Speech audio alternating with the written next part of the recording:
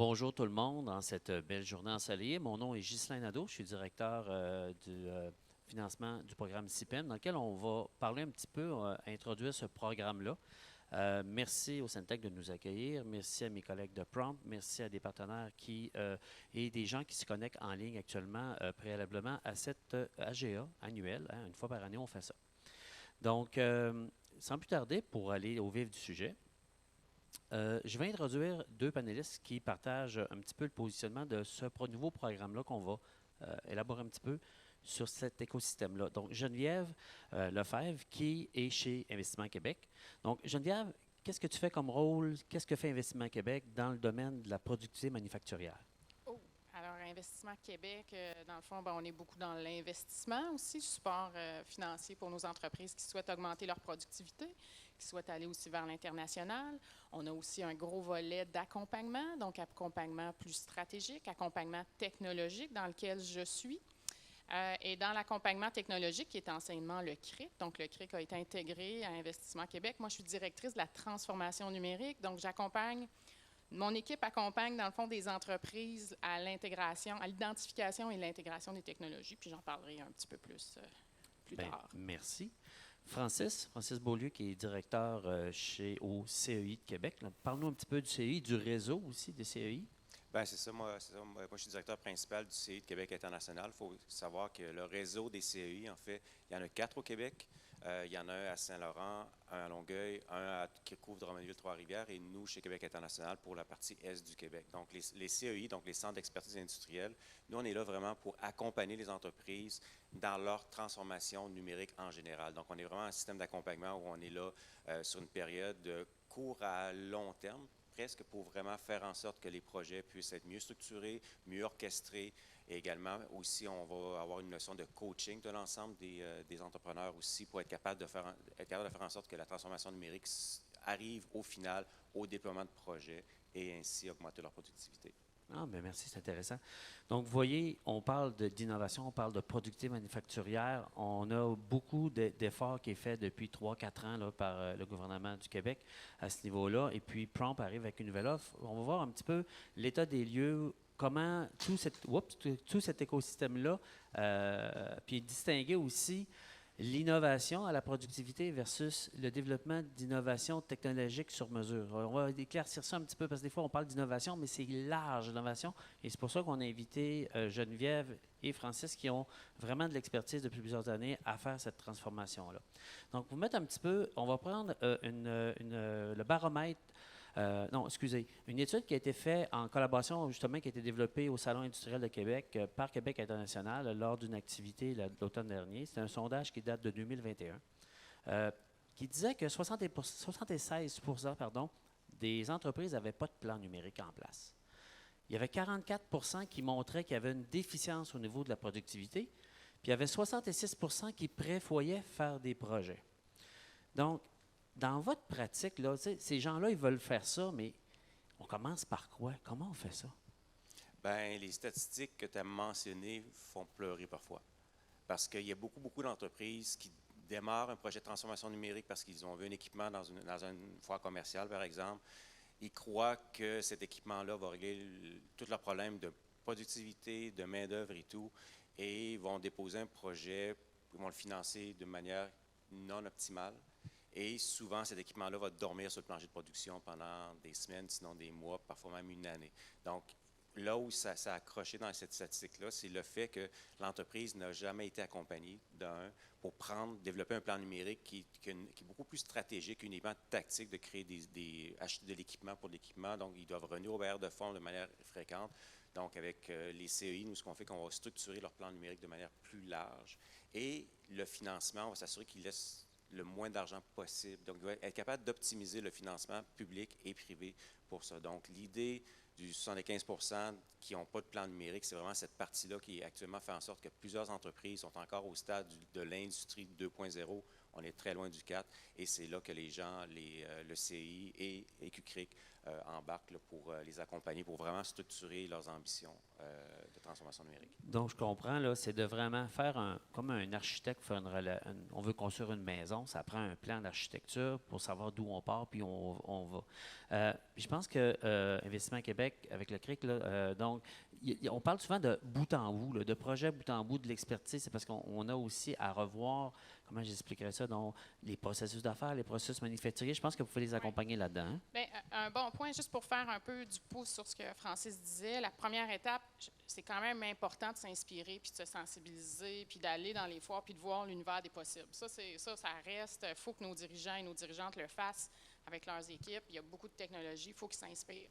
Après ça, qu'ils reviennent, par exemple, à leurs organismes, au CEI, par exemple, qui va pister vers c'est quoi les prochaines étapes. Chez Investissement Québec-CRIC, quand on a parti la division de la transformation numérique, on s'est dit, c'est beau, j'en ai des experts qui ont développé des systèmes embarqués, qui font de l'analyse de données, qui font de l'intégration technologique. Ce qu'on a besoin, là, c'est d'associer à cette capacité technologique-là une connaissance fine des opérations de production. Et le système manufacturier, ça part par ça. C'est quoi ma gamme de fabrication? Est-ce que je fais du sous-assemblage? C'est qui mes fournisseurs? Comment je vais gérer mes inventaires? C'est quoi mes capacités futures que je vais aller chercher? Tous ces éléments-là, c'est la base. Ce sont des indicateurs aussi de production. Ce sont des indicateurs qu'on redescend au niveau tactique et au niveau opérationnel, qu'on mesure et qu'on se suit. Cette connaissance-là des opérations, les entreprises doivent la développer, c'est la base, avant de pouvoir tirer profit vraiment des technologies. Donc, ça, nous, on le fait avec vous, on le fait avec des partenaires, mais on s'assure que cette base-là, elle est là. Et ensuite, bien là, on peut aller chercher les technologies qui vont permettre de répondre aux besoins, aux opportunités qu'on a ciblées pour augmenter la productivité, diminuer la pression sur la main-d'œuvre aussi, qui est un point important. Et quand on parle de plan numérique, ce qu'on parle, ce sont des opportunités alignées avec les objectifs d'affaires. Et cet alignement-là, il est compris, il y a un consensus à l'intérieur du comité de direction de l'entreprise. Parce que ce que tu parles, les robots, ça arrive avec des CRM, ça arrive avec plein de choses. On ne sait pas pourquoi, finalement, on a choisi cette technologie-là, puis on n'arrive pas à l'adapter, à l'adopter, en fait, à l'interne. Si le risque de tout ça, c'est d'automatiser le chaos. Oui, en plus. Donc, en plus de ça, amener avec des outils technologiques, si en amont, il y a beaucoup de problématiques, Laval va en souffrir énormément. Donc, dans le fond, c'est un peu comme prendre un exemple que j'achète un robot, comme tu dis, dans un foire commercial qui roule 100 km/h, puis je m'attends d'avoir une production de 100 km/h. Mais si en amont puis en aval, mes sous-fournisseurs, mes collaborateurs, mes différents processus ne me permettent pas d'alimenter ce robot-là, ben on va rester à 20 km/h. Oui. Donc, on perd l'investissement, on a fait des mauvais choix, donc on n'a pas de retour sur investissement. C'est le danger. Puis c'est à ça que vous travaillez auprès des entreprises. Parce que la productivité en tant que telle qu'on veut, ultimement, c'est un gain de productivité. Puis, la productivité, c'est quoi? C'est de faire plus, soit avec moins ou avec les ressources qu'on a actuellement. Les ressources de main-d'œuvre, on s'entend que c'est une problématique commune à tout le monde, pas uniquement au secteur manufacturier. Donc, c'est vraiment partout cette problématique-là. L'automatisation et aussi l'optimisation des processus, de l'excellence opérationnelle et tout ça, c'est une des réponses à cette pénurie de main-d'œuvre-là. Ce n'est pas la réponse, ce n'est pas la panacée. Mais il faut être conscient d'avoir un pas de recul expert manufacturier que l'entreprise n'a pas nécessairement. L'entreprise est experte dans son domaine d'activité, elle est experte dans ses propres opérations, mais elle n'a pas l'expertise, le pas de recul que EQCRIC ou les CEI ont pour les aider à développer leurs projets. Donc, voir la forêt et non juste l'arbre. Ah, exact. OK. Puis, je vais aller avec une autre donnée qui vient du baromètre 2023 du STIC, là, qui est une association qui ont présenté au mois de mai, qui disait que les entreprises qui désirent acquérir ou qui désirent acquérir des innovations, là, au sens large, comme on vient d'en parler, 37 qui investissent 2 de leur masse salariale. On parle des entreprises qui vont mettre à peu près 6 nouvelles choses en place. 45 vont investir 5 de leur chiffre d'affaires. Mais c'est quoi le retour? Parce que je fais ça, mais c'est quoi le retour qu'ils ont obtenu? Puis ça, c'est 500 entreprises manufacturières qui ont été investiguées au Québec, là. 78 ont augmenté d'au moins 5 leur chiffre d'affaires après avoir fait ça. Fait qu'il y a tout de suite j'investis 5 % de mon chiffre d'affaires, puis j'augmente d'au moins mon chiffre d'affaires de 5 78 % du temps. Donc, il y a directement un retour. Puis en plus, 49 % ont comblé au moins 5 % de leur poste vacant. Donc, on a une attraction et un maintien de nos employés parce qu'on travaille dans un milieu à valeur ajoutée. Donc, c'est vraiment intéressant d'arriver à ça. Maintenant, pour arriver à ces résultats-là, qu'est-ce qu'il faut mettre en place avant? Vous avez donné quelques pistes, là, mais c'est quoi qu'il faut vraiment mettre en place? Puis vous pouvez parler d'un cas que vous avez travaillé, ou allons-y avec qu'est-ce qu'on doit mettre en place pour y arriver? Peut-être le pourquoi. Peut-être revenir sur le pourquoi. On a eu un contexte particulier qu'on n'a jamais vécu, l'inflation, guerre Ukraine, post-COVID, on n'a jamais vécu ça. Et c'est vraiment, la technologie nous permet d'augmenter notre résilience aussi face à l'incertitude. Parce qu'on a plus de contrôle aussi sur nos processus. On a plus de... Tu parlais tout à l'heure des fournisseurs, donc la transparence et la traçabilité sur la chaîne d'approvisionnement. Donc, on va avoir des requis aussi clients qui vont être de plus en plus exigeants. Tous les manufacturiers l'ont vu. Les requis, les clients sont plus exigeants sur les dates de livraison, sur la qualité. Donc, la technologie va permettre ça. Puis, en dernier point sur le pourquoi, c'est que si vous ne le faites pas, si l'entreprise retarde, donc c'est retarde, c'est qu'en même temps, il y a le concurrent qui, lui, va y aller. Alors, c'est le risque de ne pas le faire. Donc, ça, première chose. Ensuite, ce qu'il faut mettre en place, dans le mot transformation numérique, il y a transformation, puis c'est vraiment cet aspect-là sur lequel j'ai envie d'insister de mon côté, c'est vraiment la gestion de la transformation. On parlait d'un alignement déjà avec la direction, avoir un pilotage de projet, un portfolio de projet. On va toujours avoir la menace du dirigeant ou de la dirigeante qui a une idée, puis puis on passe à travers tout le processus, puis on y va, on est intuitif. Mais en même temps, il faut quand même se donner des outils de suivi, de gestion, puis je reviens encore à la gestion, ce qui est un peu un manque dans nos entreprises. Donc moi, ce qu'il faut mettre en place, là, j'irai avec ces éléments-là, communication aussi, très, très important, qui va avec la gestion du projet, là. En continuité, je pense que c'est l'idée, l'entrepreneur a besoin d'un pas de recul qu'il n'a pas si fait, il y a comme le nez face à l'arbre, on va dire la forêt et de l'arbre. L'accompagnement amène cet élément-là. Donc ça, je pense que c'est la partie majeure. On faisait le lancement de la vitrine du CI Québec la semaine passée, puis le maire de Québec, M. Marchand, mentionnait que tout athlète de tout niveau a des coachs, un ou plusieurs coachs autour de lui, des personnes qui sont spécialisées en nutrition, en performance, mettons physique, si on fait de la course, des choses comme ça. L'entrepreneur a besoin de cet accompagnement-là, de ce coaching-là, multifacette. Donc, parce que la transformation numérique, ça va toucher, bien entendu, on parle d'équipement, on parle de processus, on va parler même simplement un plancher de production entre l'entrée de la marchandise, des matières premières, à la sortie sur les docks.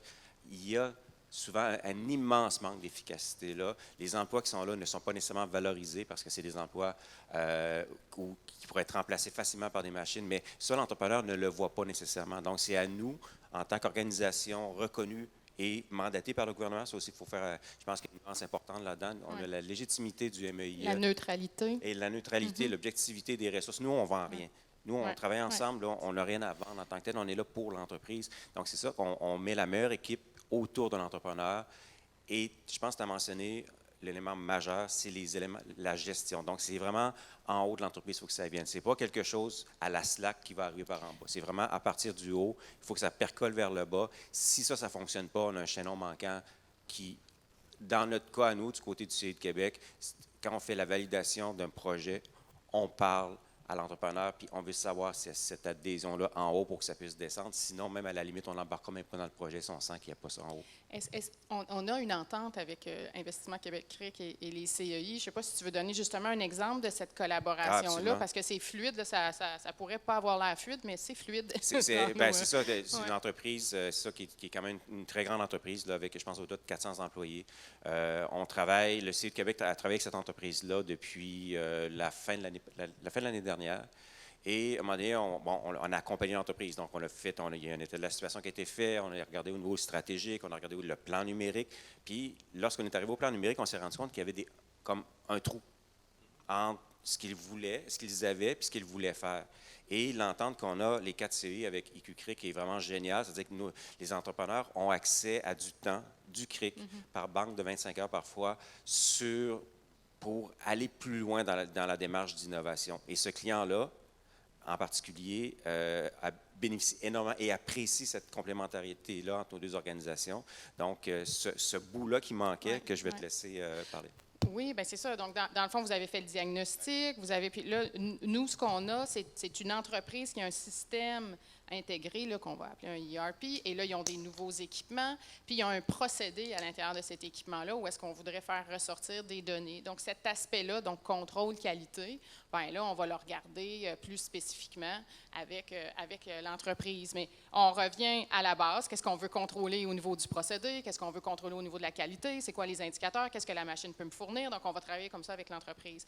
Mais en amont, l'entreprise, elle avait priorisé ce projet-là avec vous. Elle sait pourquoi elle a besoin de faire ça. Elle sait c'est quoi les gains qu'elle va aller chercher avec ce projet-là.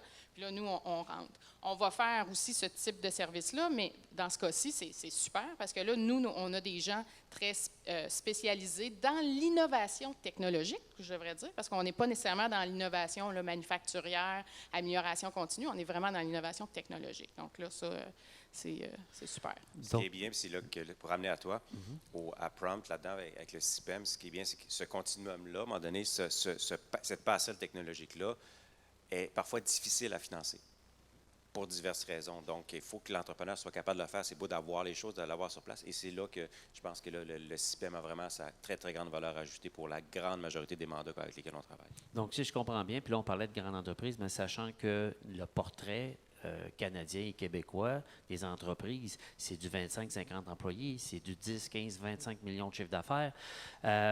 Ils n'ont pas les ressources internes. Les propriétaires, ils ont le nez dans les opérations. Donc, vous allez les accompagner à avoir le recul pour faire les bonnes décisions. Parce que sans ça, ça peut mettre en péril leur entreprise au niveau d'investissement, mais au niveau de la compétitivité. J'ai bien compris? Plus que ça, même au niveau des opérations, genre, un cas très fréquent qu'on a, c'est soit l'intégration ou changer un logiciel de gestion, communément appelé un ERP ou un MRP. Il y a des entreprises qui ont été carrément mises en faillite et ont perdu des années à vouloir intégrer ça uniquement parce qu'ils n'étaient pas en compagnie. Parce qu'ils prenaient un peu l'objet flamboyant de la journée, la plateforme et tout ça, ils se rendaient compte qu'ils n'étaient pas capables de l'intégrer, que ça ne répondait pas à leurs besoins. Puis comme tu disais tantôt, il y avait des problèmes aussi de vitesse en quelque sorte, fait que ça venait tout ralentir. Puis il y a des entreprises qui ont carrément fermé leurs portes à cause de ça. Donc c'est important que, on dit on implante un logiciel de gestion, c'est une très grande décision dans une entreprise, ça a besoin d'experts. Le CRIC est vraiment expert par rapport au niveau de la sélection de ces systèmes-là. Donc, c'est important de le faire. Le côté numérique, l'entrepreneur a besoin de l'expertise externe. Et pour revenir, je pense qu'on a fait un bon survol. Puis là, on a parlé du CIPEM. Les gens ne savent pas encore c'est quoi. Je vais regarder le dernier 5 minutes pour dévoiler une partie du punch. Mais ce qui est intéressant, c'est que là, tu dis, malgré vous avez tout fait ça, il reste encore des enjeux et le CIPEM pour répondre à ça. C'est quoi ces enjeux-là? Puis dans combien de cas vous voyez ces enjeux-là là, de développement technologique sur mesure? Bien, par exemple, l'identification d'une solution qui va venir répondre à un progiciel. Progiciel, c'est sûr que je suis à l'AGA de Prom, j'imagine que tout le monde sait c'est quoi. Produit, logiciel. Donc, c'est très standardisé. Donc, c'est sûr qu'il y a peut-être des éléments, par exemple, qui ne seront pas possibles de standardiser où on va vouloir aller chercher un logiciel dédié. Puis, je fais un petit clin d'œil aussi, on a une industrie TI au Québec où on a beaucoup de très beaux logiciels dédiés. Et ce qui manque, justement, c'est de pouvoir venir supporter ces entreprises-là à s'intégrer à l'écosystème que l'entreprise va déjà avoir. Donc ça, cet enjeu-là, on le croise régulièrement, donc d'interconnexion, d'interopérabilité. Puis bien sûr, ensuite, s'il n'y a pas de... Là, on va aller plutôt dans des projets de données, où là, on va être plus dans un logiciel une conception, là, je ne dis pas que c'est nécessairement le CRIC qui le fait, mais c'est le type d'enjeu aussi qu'on va voir que CIPEM va pouvoir supporter.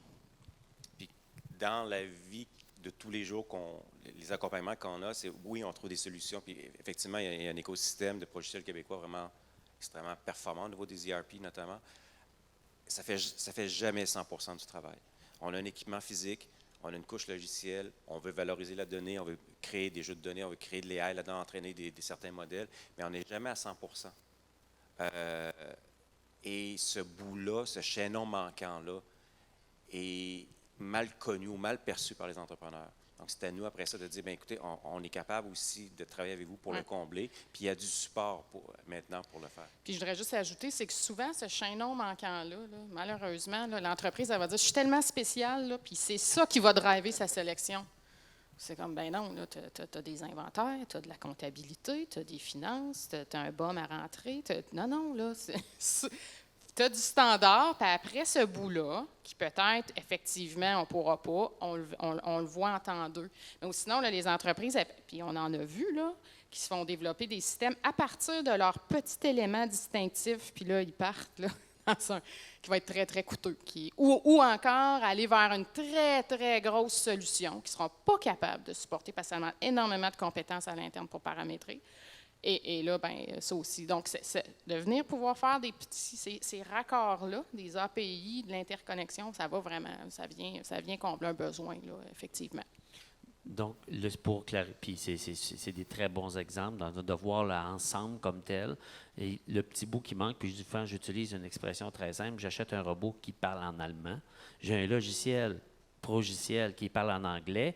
Moi, je suis un beauceron. Fait que le beauceron est inventif. Fait que on a développé un logiciel maison qui parle beauceron, mais ça n'a pas été prévu pour parler ensemble. Puis ça a un impact sur les investissements et la productivité qui donne le retour sur investissement de ces démarches-là.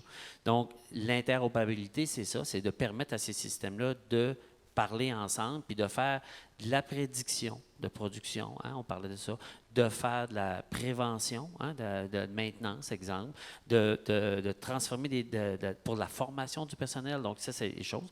L'autre point, c'est de dire, je veux aller chercher de la donnée pour connecter à ces systèmes-là pour faire encore d'autres opérations, être plus efficient. Mais là, c'est, j'ai combien de capteurs, j'en mets combien, les types de capteurs, je les mets où, quel genre de données que je vais collecter. Ces données-là, j'en fais quoi, je les connecte comment. Puis finalement, comme tu disais, j'ai un système qui est existant. On utilise vos services pour dire, bien, voici les autres logiciels existants, mais c'est tellement gros, je n'ai pas de retour, puis j'aurais juste à développer quelque chose de particulier pour mon besoin parce que je suis une usine de transformation agroalimentaire dans le yogourt nature biologique, puis j'ai besoin d'avoir des contrôles. Bien, on s'entend, je donne un exemple. Fait que c'est là où le CIPEM va pouvoir répondre à la complémentarité de ce que vous avez comme solution.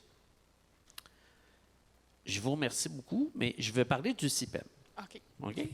Ça va? Mais merci beaucoup de vos interventions. Bien, merci pour l'invitation. C'est vraiment une plateforme très appréciée. Merci. Je pense que le CIPEM, c'est quoi? Le CIPEM, on va aller, j'ai pas. OK. Le CIPEM, ça veut dire quoi? On a inventé ce mot-là qui veut dire, on est fort des acronymes, mais nous, on est une RSRI, il y a IQ, il y a les CEI. Bon, c'est quoi le CIPEM? Ça veut dire soutien aux innovations, à la productivité des entreprises manufacturières.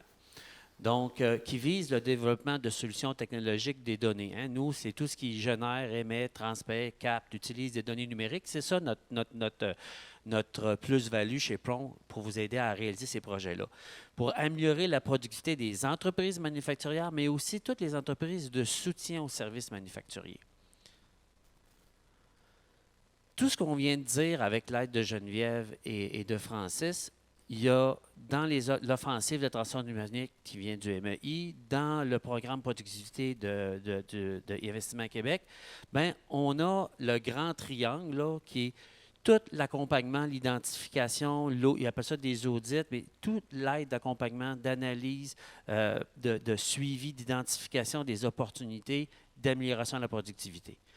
Dans la deuxième étape, bien, là, je vais acquérir des solutions. Et là, l'Investissement Québec, puis au fédéral, on appelle ça le PK avec DEC, on a des outils de financement vraiment avantageux pour aider les entreprises à faire ces acquisitions-là, qu'elles soient physiques, de robots, d'automatisation, de logiciels et leur implantation. Puis finalement, bien, nous, on arrive à la fin. Hein? Le CIPEM, là, est là. Et on va supporter, une fois qu'on a identifié les nœuds qu'on parlait tout à l'heure, ces nœuds-là technologiques où on a du développement à faire, bien, on va avoir un cahier de charge qui va préciser c'est quoi la difficulté à réaliser ce nœud-là pour par la suite se rendre à faire une réalisation technologique. Donc, nous, on va vous aider financièrement à l'aide de 30 à 200 000 de contribution qui vient de PROM ou d'un autre projet un peu plus gros à 1 million de valeur, donc 50 de 500 000 d'investissement qui va venir de la contribution de PROM du programme CIPEM pour réaliser ces technologies-là. Donc, j'espère que ça vous a donné des idées. N'hésitez pas à nous contacter. N'hésitez pas à contacter l'équipe de Geneviève qui est partout au Québec, l'équipe des CEI, les 4 CEI qui couvrent la province. Il y a plusieurs partenaires du réseau de l'écosystème qui vont faire des efforts de sensibilisation, de vous permettre, on travaille dans toutes les régions, le programme, on va s'assurer que chaque région, chaque secteur industriel puisse bénéficier de cette première phase-là de ce programme.